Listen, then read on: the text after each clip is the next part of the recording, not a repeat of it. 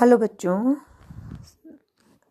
मैं doctor Suman Singh, associate professor department of geography, Babu Shobharam राजकीय कला महाविद्यालय में।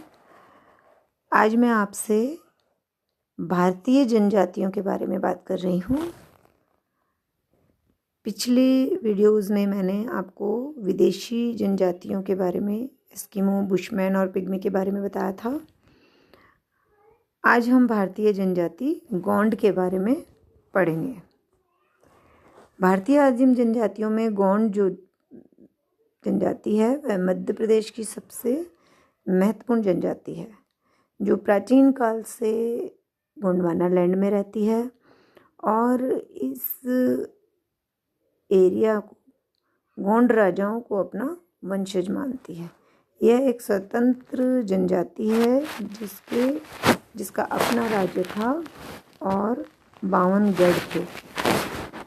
मध्य भारत में 14 से 18वीं शताब्दी तक इस जनजाति का राज्य रहा है, जबकि मुगलों और मराठा शासकों के द्वारा इन पर लगातार आक्रमण किए गए, क्षेत्र पर अधिकार कर लिया गया, घने जंगल और पहाड़ी क्षेत्रों में शरण लेने पर बाध्य किया गया।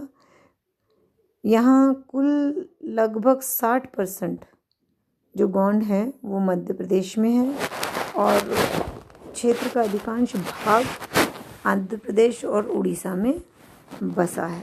बाकी शेष जो हैं गोंड जनजाति के वर्तमान निवास क्षेत्र मध्य प्रदेश, छत्तीसगढ़ राज्यों के पठारी भाग जिसमें छिंदवाड़ा, बैतूल, सिवनी, मांडला इत्यादि हैं। छत्तीसगढ़ राज्य के दक्षिणी दुर्गम क्षेत्र जिनमें बस्तर जिला सम्मिलित है। इसके अतिरिक्त इनकी बिखरी हुई बस्तियां छत्तीसगढ़ राज्य, गोदावरी एवं वैनगंगा नदियां तथा पूर्वी घाट के बीच के पर्वतीय क्षेत्रों में एवं बालाघाट, बिलासपुर, दुर्ग, रायगढ़, रायसेन और खरगोन जिलों में है। उड़ीसा के दक्षिणी पश्चिमी भाग तथा आंध्र प्रदेश के पठारी भागों में भी यह जनजाति रहती है। अब अक्षांशीय और देशांतरीय विस्तार देखें तो 17 डिग्री 46 मिनट से 23 डिग्री 22 मिनट उत्तरी अक्षांश और 80 डिग्री तथा 83 डिग्री पूर्वी देशांतरों के बीच में यह प्रजाति रहती है। प्राकृतिक दृश्यभूमि देखें तो गोंडों का जो निवास क्षेत्र है वह पूर्णतः पहाड़ी और वनाच्छादित है, जिसमें लावा की मोटी तह पाई जाती है। यह प्रदेश की मिट्टी कहीं लाल, भूरी, काली, पथरीली, बलुई होती है। अधिकांशतः मोटे अनाज उत्पादित किए जाते हैं, जिनमें दालें, तिलहन इत्यादि है। निम्न भागों में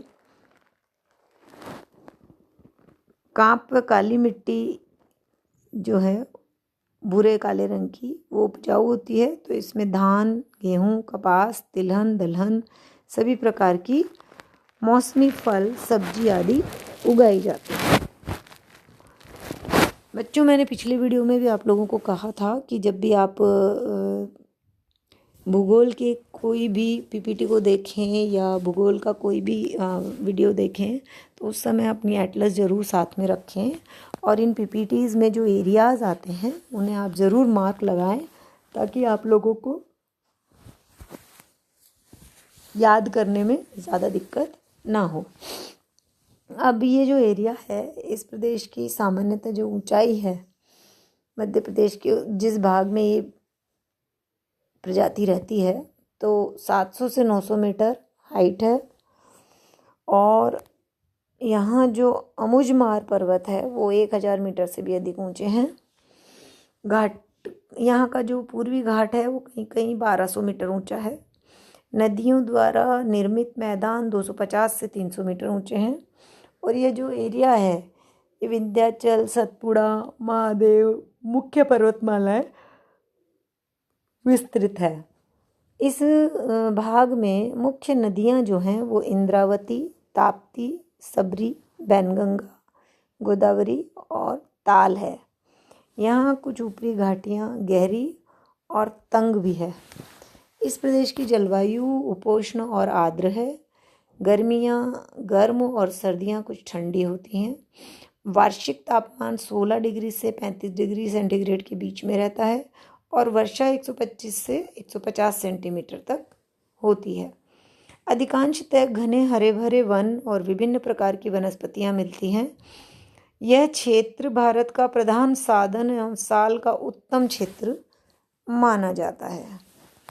वनों में यहाँ साल, सागौन, सरजोर, पलास, हल्दू, शीशम, हरड़, बहेड़ा, तेंदू, महुआ, टीमरू, ताड़ इस तरह के वृक्ष पाए जाते हैं। जंगली पशु देखें तो चीते, तेंदुए, हैना, नीलगाय, एंटीलोप, सांभर, रीछ, भेड़िया, तो इस तरह के यहाँ जंगली जानवर पाए जाते हैं। पक्षियों में कबूतर, मोर मुख्य हैं।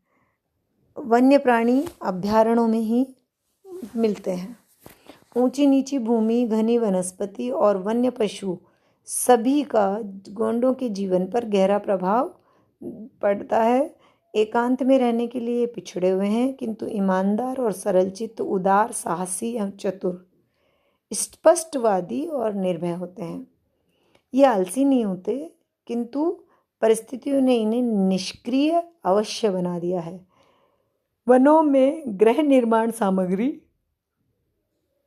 सागवान, साल के लट्ठे, बांस, घास, पत्तियां, टहनियाँ इत्यादि हैं।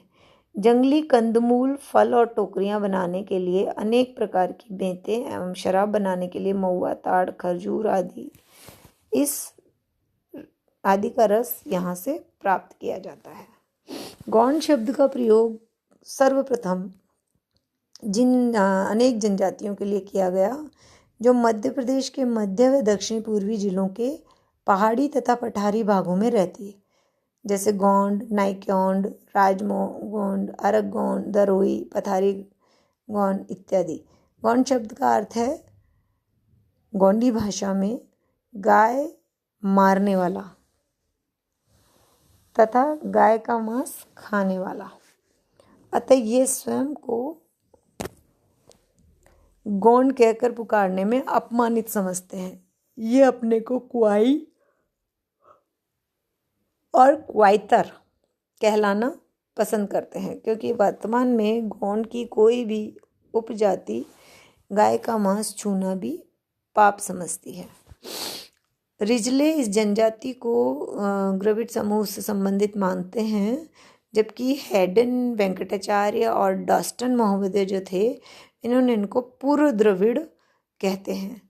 मजूमदार इन्हें मिश्रित रक्त का मानते हैं, जबकि मूल रूप से राजपूतों के मिश्रण से पर्याप्त रूप में परिवर्तन यहाँ पर हो गया है। डॉक्टर गुहा की मान्यता है कि इसका संबंध प्रोटो ऑस्ट्रेलियड प्रजातियों से रहा है, जो सांस्कृतिक दृष्टि से कोलारी समूह का ही एक भाग है, क्योंकि इनकी भाषा द्रविड़ परिवार तमिल और कन्नड़ का आदि रूप है। ऐसी मान्यता है कि ये लोग पहले दक्षिणी भारत में राजवंश के रूप में थे, किंतु कालांतर में वहाँ से अपदस्थ होकर अन्य कठिनाइयों को झेलते हुए ये दो पृथक समूहों में बंटकर उत्तर की ओर प्रस्थान कर गए। गोदावरी नदी के सहारे पहले चंद्रपुर जिले में पहुँचे और वहाँ से इंद्रावती नदी के संगम तक।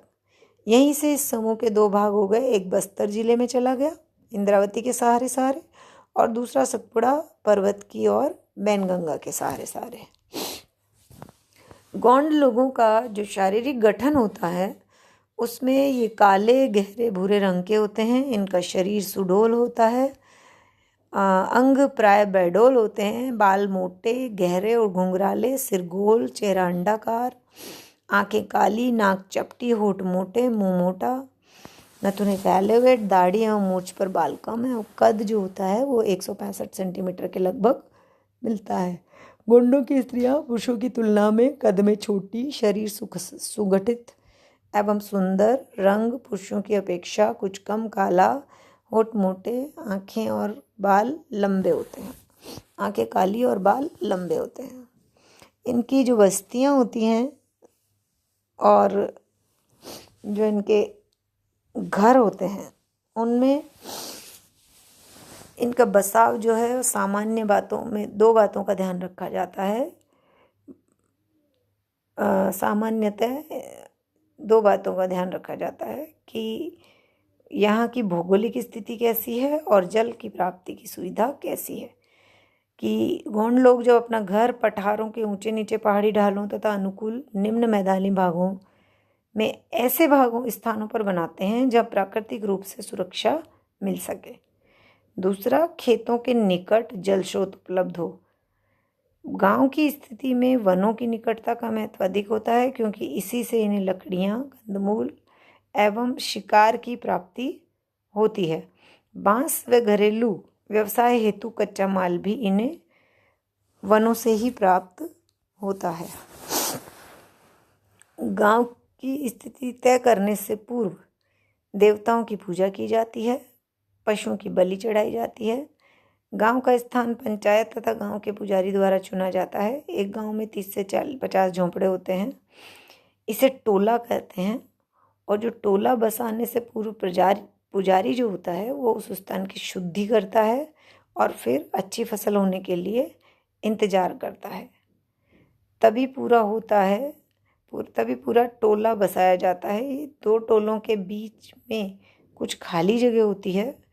टोलों को जोड़ने के लिए पूर्व पश्चिम दिशा में सड़क बनाई जाती है और इसी के सहारे एक तरफ टोला एक पंक्ति में आकार में बसाया जाता है। गांव के मध्यवर्ती भाग में देवताओं का स्थान रखा जाता है। गांव के पूर्वी छोर पर कुछ झंडे गाड़ दिए जाते हैं जो मृतकों की आत्मा के स्मारक स्वरूप होते हैं। इसे भी आगे शमशान और ईंटों का बना माता का मंदिर होता है। मंदिर प्राय महुआ या सेजा के वृक्ष की छाया में बनाया जाता है। उपयुक्त स्थान पर युवक गृह भी होते हैं जहाँ गांव में राज्य कर्मचारियों के ठहरने के लिए कोसगोतुल या पेंगोलुतुल नामक का बड़ा मेहमान घर बनाया जाता है। गांव में आम, जामुन, पीपल, शीशम, नीम, इमली इत्यादि के वृक्षों की अधिकता होती है। ये एक परिचय मैंने आपको दिया है। अभी इससे नेक्स्ट वीडियो भी मैं आप लोगों को दूंगी, उसमें मैं गोंड प्रजाति की अन्य विशेषताओं के बारे में बताऊंगी। धन्यवाद।